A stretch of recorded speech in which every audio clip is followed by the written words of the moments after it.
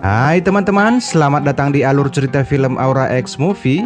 Bagaimana kabarnya? Saya harap semua baik-baik saja ya. Di video kali ini kembali saya akan mereview dan membuat alur cerita film.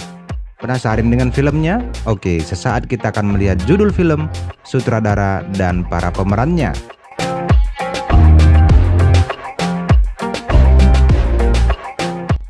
Film bercerita tentang ekspedisi para ilmuwan ke sebuah planet untuk mencari tahu tentang asal-usul umat manusia. Nah, bagaimana kisah selanjutnya? Oke, tanpa berlama-lama langsung saja kita saksikan bersama-sama alur cerita filmnya.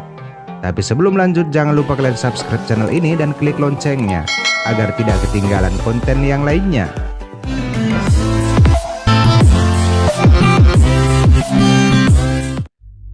Film ini dimulai dengan alien humanoid yang terlihat melakukan ritual di puncak air terjun. Alien humanoid mengeluarkan secangkir cairan hitam dan meminumnya.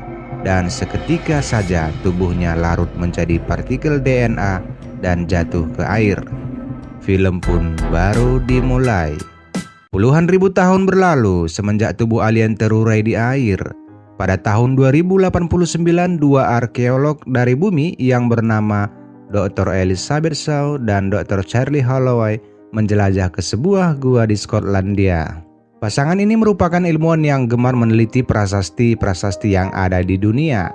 Mereka menemukan tanda kuno berupa prasasti yang terukir di dinding gua yang mereka sebut peta bintang, di mana banyak orang menyembah raksasa yang menunjuk ke arah bintang-bintang. Hal itu membuat mereka kagum dan takjub.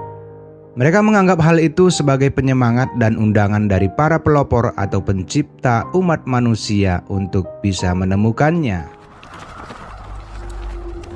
What?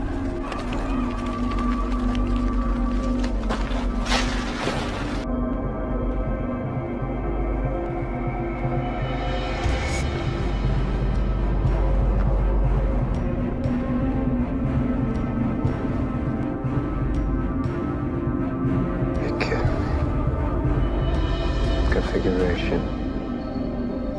Want us to come and find them?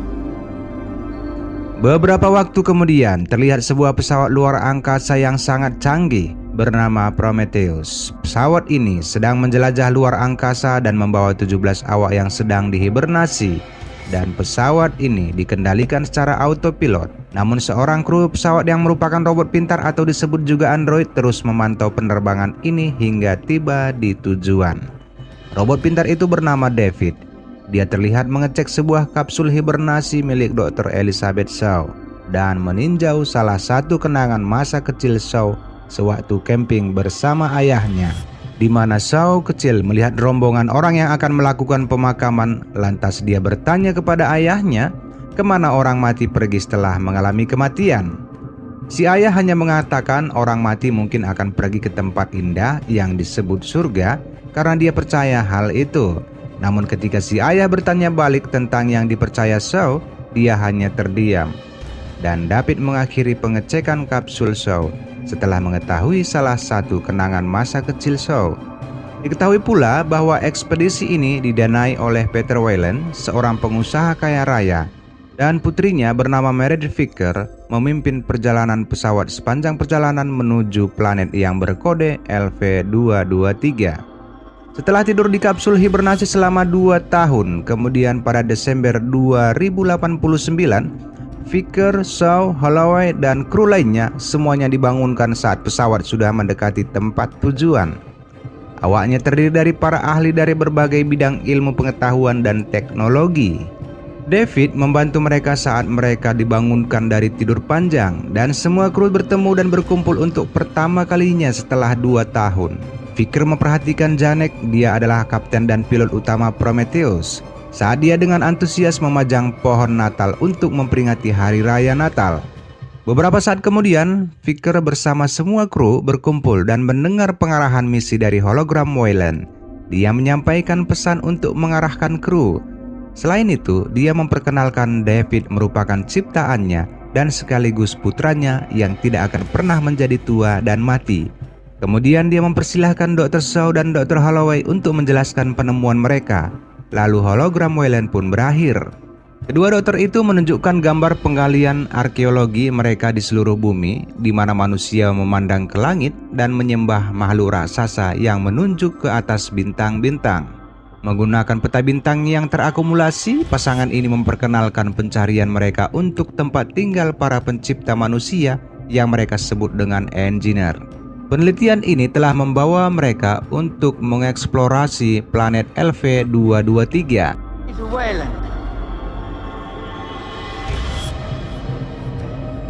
I am long dead. His name is David. He is the closest thing to a son. He will never die. He will never grow old. Able to appreciate these remarkable gifts. Spent my entire lifetime contemplating this question. What is our purpose? Sure, if you would please stand. Are images of archaeological Egyptian, Mayan, Sumerian, Babylonian, 1,000-year-old cave painting from the Isle of Skye with one another, and yet the same men worshipping giant beings pointing to. Beberapa rekan mereka mempertanyakan teori itu dan sedikit meragukannya karena secara umum mereka mendapat pengetahuan dari sejarah tentang permulaan umat manusia. Meskipun demikian, Shaw mengungkapkan keyakinannya yang teguh pada penelitian mereka. Pada malam hari, David memanggil Shaw dan Holloway atas perintah Vicker. Mereka datang ke ruangannya. Ruangan Vicker berisi fasilitas mewah dan canggih. Salah satunya adalah alat check up dan alat itu bisa digunakan untuk pembedahan secara otomatis. Shaw melihat fasilitas itu, namun Vicker melarangnya agar jangan menyentuh alat tersebut. Kemudian Vicker menceritakan kepada mereka tentang keraguannya terhadap keberadaan si engineer. Meski demikian, dia menjelaskan kepada mereka, kalaupun ada, mereka tidak dapat melakukan kontak apapun dengan para engineer tanpa persetujuannya. Kapten Prometheus yang bernama Janek mengumumkan pendaratan pesawat dan rekan-rekan awaknya bersiap. Salah satu kru bernama Ford merupakan petugas medis pesawat. Dia mempelajari secara singkat komposisi planet LV-223 dan mengetahui bahwa kadar oksigen tidak mencukupi di planet itu dan menyadari bahwa mereka akan mati dalam waktu 2 menit kalau tidak menggunakan pakaian astronot. Captain, brace for entry. Yes, Captain. 2, Vickers. What is the atmosphere? Atmosphere is 71% nitrogen, oxygen, traces of argon gas. Oh, now that's weather. CO2's over 3%. Too out of suit, you're dead. This looked like a baby brother. All right. Side. Whoa, 52,000. Makes it. Data rising up. We've got a couple of hard spots. Kemudian mereka mencapai daerah terpencil dan melewati beberapa gunung, dan pesawat mereka pun mendarat dengan mulus. Tim survei bersiap untuk persiapan eksplorasi mereka. Holloway bertanya kepada David mengapa dia menggunakan setelan baju pelindung padahal dia adalah robot yang tidak bernafas. David dengan santai menjelaskan bahwa itu karena dia ingin terlihat lebih seperti manusia dan agar orang lain merasa nyaman berada di sekitarnya. Tim survei masuk ke lorong di permukaan bukit, di mana mereka menemukan struktur yang berada dalam garis lurus dan bentuk yang sempurna. Tapi kalau dilihat dari bentuknya itu, bukanlah bukit, melainkan sebuah bangunan yang berbentuk setengah lingkaran. Holloway mengetahui bahwa udara di luar planet LV-223 beracun, tetapi setelah masuk ke ruangan di permukaan bukit, dia kemudian mengetahui udara baik-baik saja dan mereka dapat bernapas dengan bebas. Tapi para kru melarangnya agar tidak melepas tutup kepalanya, tetapi dia tetap melepasnya dan merasa bisa bernapas dengan normal. Melihat Holloway yang baik-baik saja, kru lainnya mulai melepas tutup kepala mereka. Dalam eksplorasi itu, mereka juga menggunakan perangkat pemetaan untuk menjangkau keseluruhan tempat di dalam ruangan. Perangkat pemetaan memindai melalui permukaan pegunungan dan struktur keseluruhan tempat itu. Diilustrasikan melalui hologram di ruang kendali pesawat. Setelah pemetaan ruangan, para kru melihat hologram di mana beberapa manusia raksasa berlari. Salah satunya terjepit di pintu dan kepalanya terpenggal. Mereka menemukan mayat yang dipenggal dan itu tampak seperti alien. David mencoba membaca teks-teks di dinding. Di saat itu dua kru mereka ketakutan dan berniat pulang ke pesawat. Mereka bernama Melbourne dan Viviel. David kemudian berhasil membuka pintu tempat di mana raksasa itu terpenggal. So, Holloway, Ford, dan David melanjutkan ekspedisi mereka ke dalam ruangan dan disambut dengan pemandangan patung besar kepala alien humanoid, dan mereka juga menemukan kepala raksasa yang terpenggal. Ruangan tersebut juga berisi sejumlah batu berbentuk silinder serta beberapa mayat dari makhluk tak dikenal. David melihat cairan gelap keluar dari batu dan dia tergoda untuk menyentuhnya. Saat itu, Shaw mengingatkan teman-temannya untuk berhati-hati agar tidak menyentuh apapun di dalam ruangan. Meski begitu, David akhirnya dengan penasaran menyentuh cairan gelap yang keluar dari batu berbentuk silinder. Tiba-tiba Shaw merasakan struktur udara perlahan berganti, karena itu dia dan Ford dengan cepat mengambil kepala alien dan memasukkannya ke dalam tas untuk dibawa ke pesawat. Sementara itu, Janik dan tim pilotnya mendeteksi badai yang akan datang dan meminta tim survei untuk kembali ke pesawat. Secara diam-diam, David mengambil salah satu bahan yang berbentuk batu silinder dan menyimpannya di tasnya sebelum kembali ke pesawat bersama kru.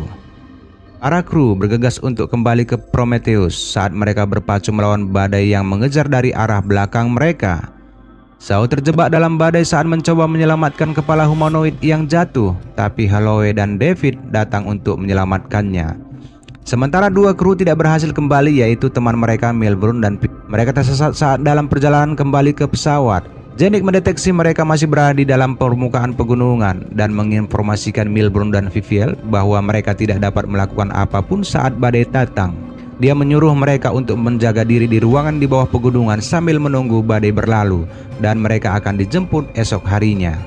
Kembali ke pesawat Prometheus, Shaw dan Ford mempelajari kepala alien itu dan mengungkap bahwa itu adalah helm dan bukan tengkorak. Dengan bantuan David, mereka membuka helm dan menemukan kepala yang sebenarnya di dalamnya. Shaw menjadi senang saat melihat kepalanya si alien humanoid. Dia percaya bahwa itu adalah kepala si engineer. Ford kemudian membuat sayatan untuk memicu sistem sarafnya saat kepalanya perlahan menjadi hidup, lalu mengeluarkan cairan hitam yang sama seperti sebelumnya di batu yang tampak seperti silinder dan menghasilkan bau yang tidak biasa. Mereka langsung mengisolasi kepala itu dan kepala alien itu pun meledak. Shaw bersikeras untuk melanjutkan penelitian mereka, jadi dia memerintahkan Ford untuk mengumpulkan lebih banyak sampel dari kepala si alien humanoid. Sementara David berkomunikasi sebentar dengan Wayland menggunakan tutup kepala berteknologi tinggi.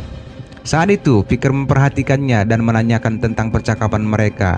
Awalnya David tidak mau memberitahu, namun Vicker memaksa dan menyeretnya ke sudut dan mencekiknya. Akhirnya David memberitahunya bahwa perintah Wayland kepadanya adalah bekerja keras dan lebih berusaha. Tapi tampaknya David berbohong karena sebenarnya Wayland memerintahkannya untuk menguji efek cairan gelap pada Holloway yang diambilnya dari batu silinder. Kemudian David menemukan Holloway di sebuah ruangan. Dia bertanya kepada Holloway seberapa jauh dia akan pergi untuk mendapatkan jawaban tentang penelitian mereka. Dan Holloway menjawab bahwa dia bersedia melakukan apa saja. Yakin akan jawabannya, David kemudian mengambil sebagian cairan gelap itu dan diam-diam memasukkannya ke dalam minuman Holloway.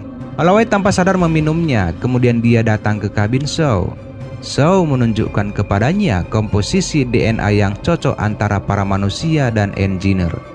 Dia yakin bahwa manusia memang berasal dari para engineer. Holloway mengatakan bahwa tidak ada yang istimewa dari penciptaan kehidupan, karena siapapun dapat melakukannya. Mendengar jawaban Holloway, Shaw mengerutkan keningnya. Dia memikirkan sesuatu hal, itu mengingatkan bahwa dia tidak subur. Kemudian Holloway berusaha menghiburnya. Mereka lalu masuk dalam momen emosional dan berpacu di atas ranjang.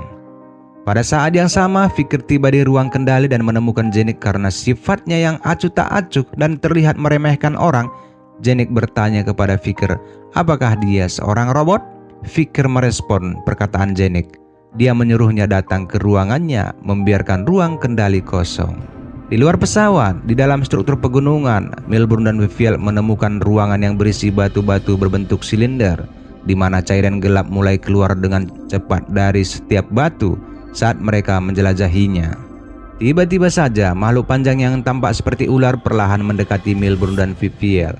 Mereka menghubungi ruang kontrol di pesawat tetapi tidak mendapati tanggapan dari siapapun, termasuk Janek. Makhluk itu menyerang Milburn dan mematahkan lengannya. Viviel mencoba memotong makhluk itu dari Milburn, tapi makhluk itu memercikkan cairan berbisa yang dengan cepat merusak helm Viviel. Makhluk itu menembus pakaian astronot Milburn dan membunuhnya. Sementara Viviel mati dalam cairan gelap. Hey, Milburn. Yeah? You see this thing? Shaped what? I don't know. Oh my god, okay. Oh. Just stay calm. Stay quiet. This is okay. I'm in Prometheus. Elongate reptile type. Just look at the size of that. What is it? You need. What the hell makes you think that's female? Yeah, she's a lady. Look. She's mesmerized.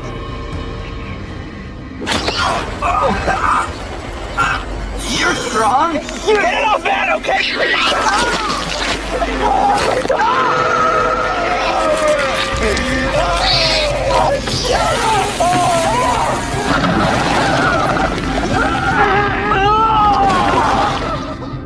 Esok harinya badai telah berlalu. Holloway terbangun merasakan sensasi aneh dan ketika bercermin dia mengetahui matanya berlahan memerah.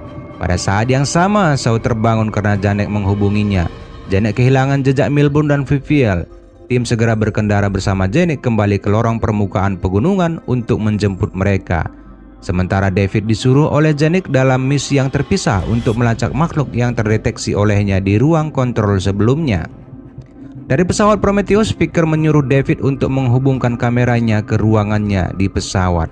Hal itu membuatnya bisa melihat bagian dalam tempat itu dari jarak jauh.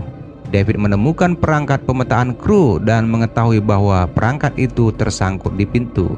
Dia mengangkat pintu, membiarkan perangkat pemetaan memasuki sebuah ruangan dan itu adalah pusat terdalam dari pegunungan. Tiba-tiba David mematikan kameranya dan memutus akses jarak jauh Vicker. Hal itu tentu saja membuatnya kesal. David mempelajari ruangan itu dengan penuh minat. Dia mampu melihat hologram para engineer saat mereka bereaksi. Dia belajar melalui hologram bahwa permukaan pegunungan sebenarnya adalah pesawat para engineer. Tepat ketika dia mengetahui bahwa pesawat telah mencapai tujuannya di bumi, hologram itu mati. Tatapannya mengarah ke sebuah kapsul hibernasi besar yang berisi seorang engineer yang masih hidup dalam keadaan hibernasi. Di tempat lain, Janek dan beberapa kru melanjutkan pencarian kedua rekan mereka. Mereka kembali ke ruangan dengan batu silinder dan memperhatikan banyaknya cairan hitam.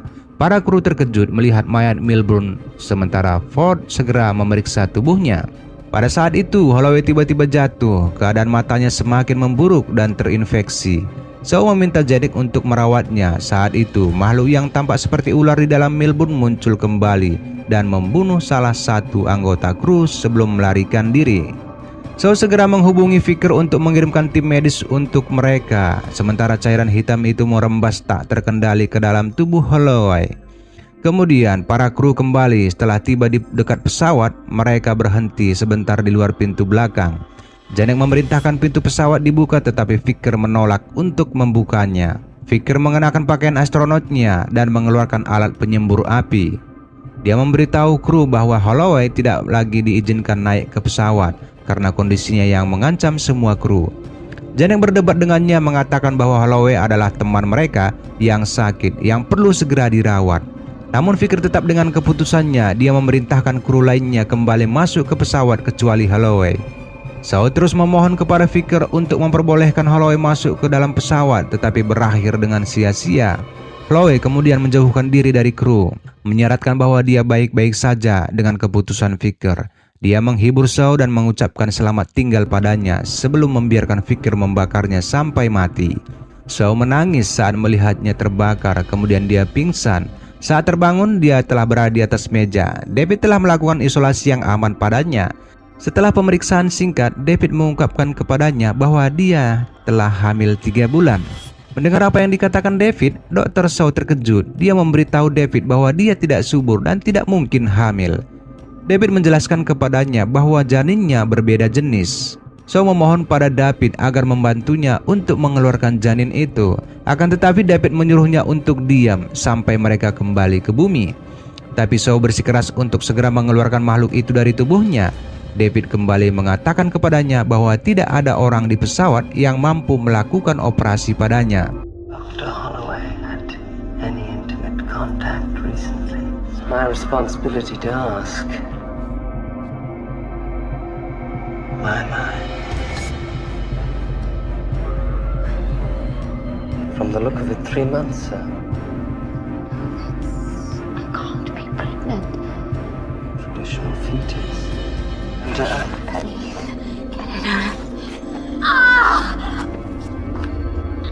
Saat itu, Shaw berteriak karena sakit di perutnya. Akibatnya, David memberikan obat untuk membuatnya tenang dan meletakkannya kembali di atas meja. Ford tiba setelah beberapa saat dan membuatnya kembali dalam keadaan diam. Saat obat penenang mulai menghilang, Shaw mulai melakukan perlawanan.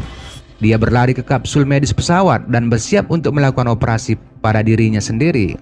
Dia dengan cepat terlentang di kapsul medis saat makhluk itu mulai bergerak di dalam perutnya.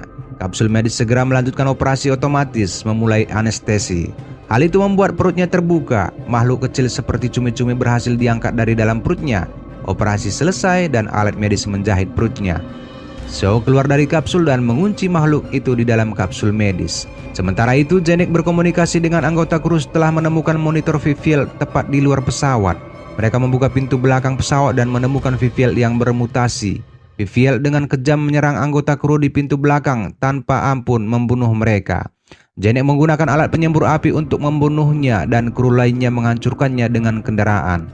Sementara itu, Shaw menemukan sebuah ruangan yang tidak dikenalinya, di mana dia melihat Wayland dan timnya berada di dalam ruangan itu. Dia kemudian mengetahui bahwa Wayland telah terbangun dari hibernasi dan telah berada di pesawat Prometheus bersama mereka. Selain itu, dia mengetahui tentang pertemuan David dengan engineer terakhir yang masih hidup. Wayland akhirnya mengungkapkan kepada Shaw bahwa dia percaya pada penelitiannya. Itulah sebabnya dia menyetujui pendanaan seluruh ekspedisi itu. Dia juga percaya bahwa melalui bantuan para engineer, dia dapat menemukan cara untuk hidup selamanya. Ini adalah tujuan akhir Wayland untuk mendapatkan kehidupan abadi. Wayland bersiap untuk bertemu dengan sang engineer. Hal itu membuat Shaw bingung. Shaw kembali ke kabinnya untuk menenangkan diri. Kemudian Janek datang mengunjunginya. Janek bertanya kepadanya tentang rencana Shaw. Dia menyatakan bahwa tujuan yang seharusnya mereka tuju, planet LV-223, bukan rumah para engineer, melainkan tempat itu semacam fasilitas militer. Janek mencoba membujuknya untuk kembali ke bumi, namun Shaw malah mengatakan kepadanya bahwa seorang engineer yang masih hidup telah ditemukan. Hal itu menunjukkan bahwa mereka hampir mendapatkan jawaban tentang penelitiannya. Sementara itu, Vicker akhirnya bertemu dengan ayahnya Wayland di saat sang ayah mengenakan pakaian astronotnya. Vicker menjelaskan kepada ayahnya berusaha membuat si ayah sadar bahwa kematian tidak dapat dihindari bagi semua orang, termasuk dirinya. Dan dia tak akan bisa hidup abadi walaupun bertemu dengan engineer. Tetapi Wayland tetap memilih untuk menemui engineer tersebut meskipun putrinya telah memperingatkannya. Dia meninggalkan pesawat dan pergi bersama David, Ford, dan Shaw. Di dalam inti permukaan pegunungan, mereka menemukan sejumlah besar batu-batu berbentuk silinder mengelilingi ruangan. Dari pesawat, Janek mempelajari struktur permukaan pegunungan, di mana dia menyimpulkan bahwa itu sebenarnya adalah pesawat raksasa. Mekanisme seluruh pesawat telah membuat David terkesan dan dia membawa mereka ke tujuan. David membangunkan engineer terakhir yang masih hidup dan mereka semua menatap saat dia bangun dari hibernasinya. David berbicara dengan menggunakan bahasa si engineer dan membahas masalah Wayland, menanyakan apakah engineer itu tahu cara hidup abadi. Tapi tiba-tiba engineer itu mematahkan kepala David dan kepalanya terpisah dari tubuhnya. Mereka semua terkejut melihat serangan mendadak itu dan bergegas menghentikannya. Makhluk itu meraih Ford dan melemparkannya hingga dia tewas. Dia membunuh Wayland dan kru lainnya, kecuali Dr. Shaw yang berhasil melarikan diri. Wayland tewas di samping David yang masih berfungsi, dan David mengucapkan selamat tinggal kepada Wayland yang dia anggap sebagai ayah dan penciptanya. Vicker mengawasi semuanya dari pesawat dan akhirnya memutuskan untuk membatalkan misi tersebut. Janet mengikutinya dan mempersiapkan pesawat dalam penerbangan kembali ke bumi. Kemudian sang engineer menghidupkan kembali pesawat ruang angkasa besar itu dan melanjutkan misi pergi ke bumi, sementara kepala David yang masih berfungsi tetap memperhatikan gerak-gerik makhluk itu. Dampak aktifnya kembali pesawat ruang angkasa membuat Shaw keluar di mana dia melarikan diri menuju pesawat. Dia menyampaikan kepada kru rencana engineer untuk melepaskan cairan gelap berbahaya di bumi. Setelah semua yang dialami Shaw, dia percaya bahwa para engineer membenci manusia dan mereka berencana melakukan perjalanan ke bumi untuk membunuh semua manusia menggunakan cairan hitam. Shaw memohon kepada Janek untuk menghentikan engineer agar jangan pergi ke planet mereka. Sementara itu Vicker memerintahkannya untuk menerbangkan pesawat dan meninggalkan Shaw. Janek kemudian memutuskan untuk mendengarkan Shaw dan rela memilih mengorbankan nyawanya demi keselamatan manusia di bumi. Dia mengakhiri perdebatan dengan Vicker yang menyiapkan kapsul pelarian untuknya dan kru lainnya. Rekan pilotnya memutuskan untuk mengikuti langkah Janek sementara Vicker berlari ke kapsul. Janek dan para pilot menambah kekuatan untuk mengubah Prometheus menjadi sebuah peluru. Pesawat mengeluarkan skoci sementara Vicker naik kapsul dan berhasil keluar dari Prometheus. Setelah itu, Janek menabrakkan Prometheus ke pesawat ruang angkasa sang engineer. Hal itu menciptakan ledakan besar dan menyebabkan pesawat engineer jatuh sedangkan pesawat Prometheus meledak.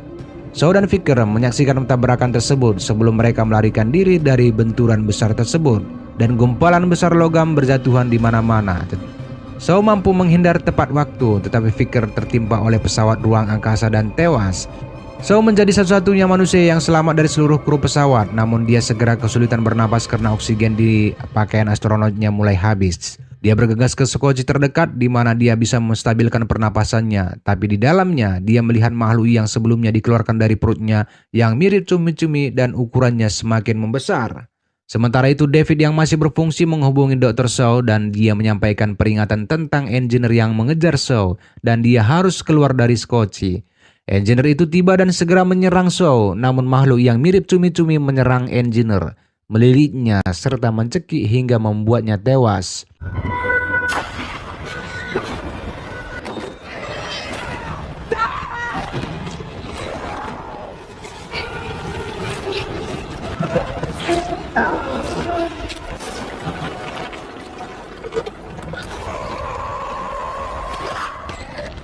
Shaw kehabisan skoci dengan pakaian astronot yang berfungsi. Dia berbaring di tanah sambil menatap ke langit. Dia sangat kecewa karena merasa misinya gagal. Setelah beberapa saat, David menghubunginya kembali dan meminta bantuannya untuk mengambil dirinya.